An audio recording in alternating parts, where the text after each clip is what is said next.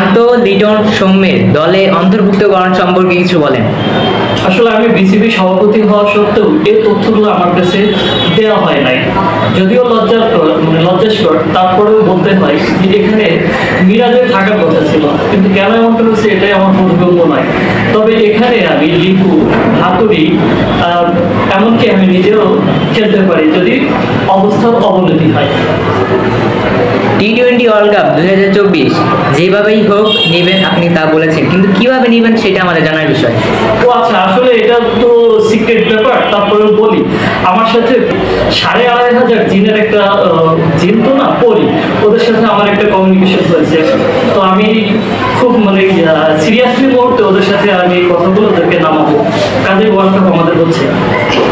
মায়ের দেওয়া cricket team USA practice বাদ দিয়ে সবাই ঘুরে বেড়াচ্ছে, তারা বিভিন্ন সামাজিক অনুষ্ঠানে যোগ দিচ্ছে, এই বিষয়ে আপনার মতামত কি? ও আচ্ছা, আমি বুঝি না মানুষ এদেরকে নিয়ে এত ব্যস্ত কেন। এরা যদি বাংলাদেশ ক্রিকেটে না খেলে তাহলে কি এদের কোনো ক্ষতি হবে? এরা তো এরকম কয়েকটা বাংলাদেশের মালিক, এরা তো আমাদের মানুষের প্রতিনিধি হিসেবে ওখানে যাচ্ছে, এটা গেছে, এটাই তো অনেক কিছু। তারপরে এদেরকে নিয়ে কেন এত কথা?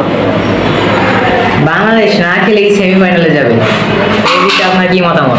ও আচ্ছা, এটা হলো বাসায় থেকেও চাকরির পদোন্নতি। হ্যাঁ, ওখানে এখন আমরা শুধু শ্রীলঙ্কার সাথে জিতলে আমরা পরবর্তী জায়গায় চলে যাবো, আর শ্রীলঙ্কা তো সবার সাথে হারবে, এটার জন্যই আর কি। হ্যাঁ, এটা আমাদের জন্য পজিটিভ থিঙ্কিং। বাংলাদেশে কি কোনো নতুন প্লেয়ার সংযুক্ত করবেন? ও হ্যাঁ হ্যাঁ, এখানে দেখি আমাদের বোর্ডের আত্মীয় স্বজন থাকলে তাদেরকে অবশ্যই নিব এখানে। তো মাহমুদুল্লাহ, সাকিব আল হাসান, এদেরকে বাদ দেওয়ার অপশন রয়েছে, তো কাজে আমরা এখানে অন্য প্লেয়ার নেওয়ার সম্ভাবনা রয়েছে। আপনি খেললেই কিন্তু আমরা ওয়ার্ল্ড কাপ জিততে পারতাম, কিন্তু আপনি খেলেন না, এই বিষয়ে আপনার মতামত কি? তোমরা ওই যে মুভি দেখো না, পরাজয় জুনিয়র, অন্যান্য এরকম অনেক মুভি আছে যেখানে মূল ক্যারেক্টার তিনি একেবারে শেষ মুহূর্তে যে কোনো সময় নেমে যাইতে পারে। হ্যাঁ, অপেক্ষায় থাকো, আমিও নেমে যেতে পারি। ধন্যবাদ আপনাকে। Thank you.